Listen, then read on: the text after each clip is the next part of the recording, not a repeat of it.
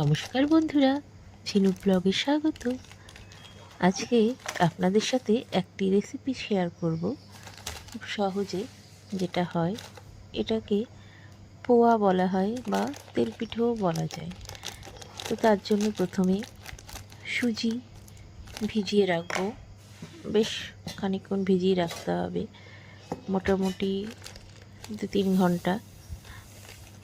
তো আমি একটি পাত্রে প্রথমে সুজির প্যাকেট আর কি, সেগুলোকে কেটে ঢালছি।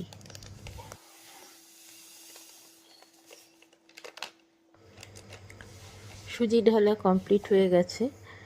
এবার এই সুজিটার মধ্যে আমি কিছুটা জল নিয়ে নেব পরিমাণ মতো। দেখতেই পাচ্ছেন বাটিতে সুজি রয়েছে। এবার এর মধ্যে বেশ খানিকটা জল আমি দেব, খুব বেশিও আবার দিয়ে দেব না, তাহলে যখন আমি গোলাটা তৈরি করব বা ব্যাটারটা তৈরি করব তখন বেশি আটা লাগবে। ফলে একটা নির্দিষ্ট পরিমাণ মতো জল দিতে হবে। মোটামুটি 1 কাপ থেকে 2 কাপ পর্যন্ত জল দিলেই ভালো। তারপরে এটা 3-4 ঘন্টা ভেজানোর জন্য রেখে দিতে হবে। এই সময়ও গুড় বা চিনি এর মধ্যে দিয়ে দেওয়া যায় বা পরে দিলেও চলবে।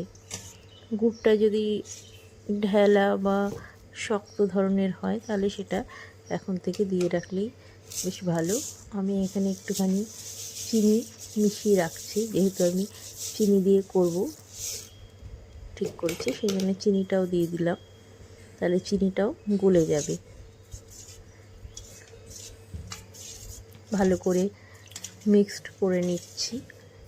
করে নিয়ে এটাকে বেশ কিছুক্ষণ আমি ছেড়ে দেব। আমি এখানে মোটামুটি 3-4 ঘন্টা এটাকে রেস্টে দিয়েছি। তো থালা দিয়ে এটাকে ঢেকে রেখে দিলাম। এরপরে 3-4 ঘন্টার পর আটা দিয়ে এই সুজি আর চিনির যে মিশ্রণটা ছিল তার মধ্যে আটা দিয়ে সেটাকে ব্যাটার তৈরি করলাম, এবং এর মধ্যে একটু মৌরি আর একটু কাজু দিলাম, কাজু বাদামটা অপশনাল, আপনারা দিতেও পারেন নাও দিতে পারেন। আমার ভাল লাগে বেশ কাজু পড়লে মুখে, সেই জন্য আমি কাজুটা দিয়েছি। মৌরিটা দিতে হবে, মৌরিটার একটা আলাদা গন্ধ রয়েছে এবং স্বাদ রয়েছে। এবার একটি কড়াইয়ে তেল গরম করতে হবে। আমি এখানে রাইস ব্র্যান অয়েল নিয়েছি।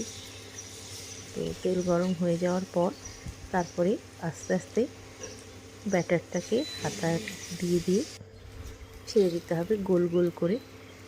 খুব সুন্দর গোল গোল হয়ে সেগুলো ফুলে উঠবে অনেকটা লুচির মতো। তো এরকম করে একে একে সব পোয়া বা তেলপিঠে যাই বলুন এগুলোকে ভেজে তুলে নিতে হবে।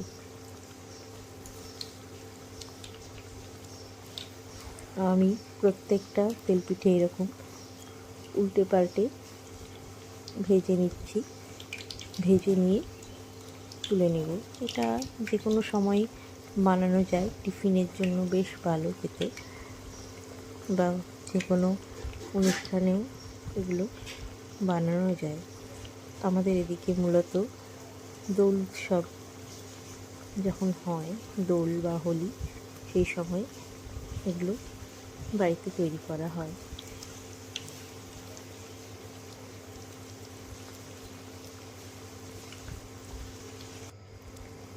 দুদিকটা ভালো করে ভেজে নিয়ে গোল্ডেন কালার পর্যন্ত অপেক্ষা করতে হবে। গোল্ডেন কালার হলে সেগুলোকে তুলে নিতে হবে, তেল ছেঁকে তুলে নিতে হবে। তো আমারটা মোটামুটি গোল্ডেন কালার চলে এসছে, আর একটু উল্টে পুল্টে ভেজে নিলেই হয়ে যাবে।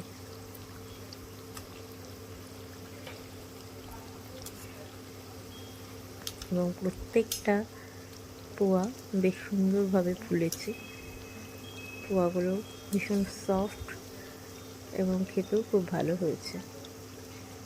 আপনারা চাইলে এর মধ্যে গুড়ও দিতে পারেন চিনির বদলে, সেক্ষেত্রেও সেটা খেতে বেশ ভালো হয়। গুড় বা চিনি যে কোনোই আপনি ইউজ করতে পারেন এখানে। তো পোয়াগুলো আমার হয়ে গেছে। এখন এগুলো আমরা সকলে মিলে খাবো। আর আপনাদের এই রেসিপিটা কেমন লাগলো, ভিডিওটা কেমন লাগলো কমেন্টে অবশ্যই জানাবেন এবং বাড়িতে অবশ্যই তৈরি করে দেখবেন।